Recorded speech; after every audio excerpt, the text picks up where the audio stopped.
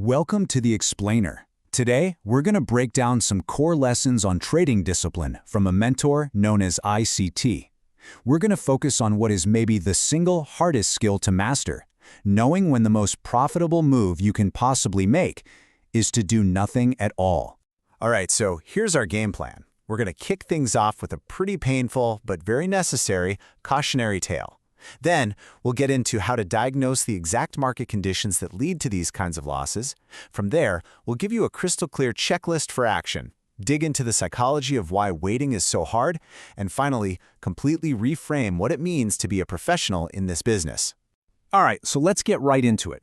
We're going to start with a symptom of trading without discipline that is, well, it's very relatable and honestly very painful.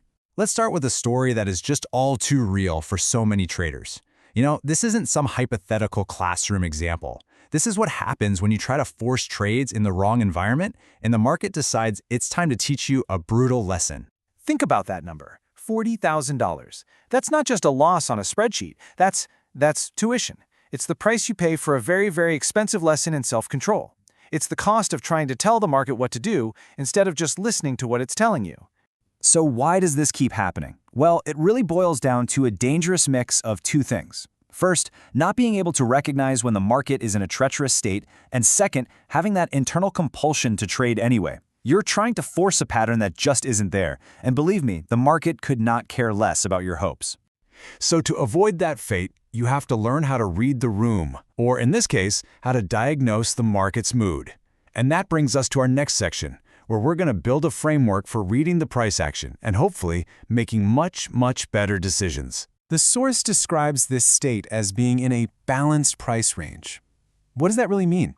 It means the market is just directionless. It's chopping up and down in a tight area with no real intent. Think of it like a rattlesnake shaking its tail. It's a clear warning, telling you to just stay away. And this chart, man, it just lays it all out, doesn't it? It shows the two completely different worlds a trader can live in. Over on one side, you've got this 50-50 chop where you literally need perfection just to survive. And on the other, you've got a market with a clear bias, it's expanding, and suddenly your rules-based model has a serious edge. It's the difference between gambling and professional execution. And this quote just brilliantly nails the psychological trap. It's like a Rorschach test, right? The ink blot test. When the chart is messy and unclear, we stop seeing what's actually there and we start projecting our own hopes onto it. We see the patterns we want to see, not the ones the market is actually showing us. Okay, so we know the problem. What's the cure?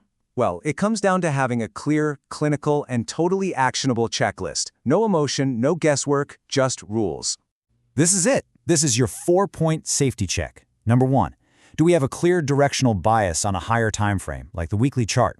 Number 2, is there a specific, obvious level of liquidity that price is reaching for? 3, has price actually left the consolidation area, not just poked its head out, but left? And finally, number 4, is there enough room for this thing to run? The source suggests you want a potential of at least 10 handles. That's 10 full points of movement.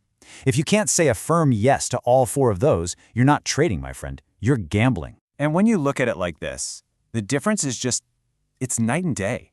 Your job isn't to be a hero and try to conquer every market condition. Your job is to be a specialist, a professional who only engages when the odds are overwhelmingly stacked in your favor. But you know, following that checklist, it requires a skill that feels completely counterintuitive at first, but is absolutely essential if you want to survive and have any kind of long-term success in this game. This right here, this might be the single most important thing we talk about today. Sitting still is a skill set. Your profitability isn't just defined by the great trades you take, it's defined even more by the hundreds and hundreds of bad trades you have the discipline to avoid. So why is waiting so hard? Why does our own brain seem to work against us? Well, the source uses this really powerful analogy about an hourglass. As we watch those grains of sand fall, it creates this false sense of urgency, pressuring us to act now. That feeling, that I've got to do something feeling, it's a total mental trap. It's especially true if you're dealing with deadlines, like in a funded account challenge. The market's pace is constant. It doesn't care about your timeline. But as our own time runs out, as the sand in our personal hourglass gets lower, our perception of it totally warps, and we get that impulse to force a trade before it's actually ready.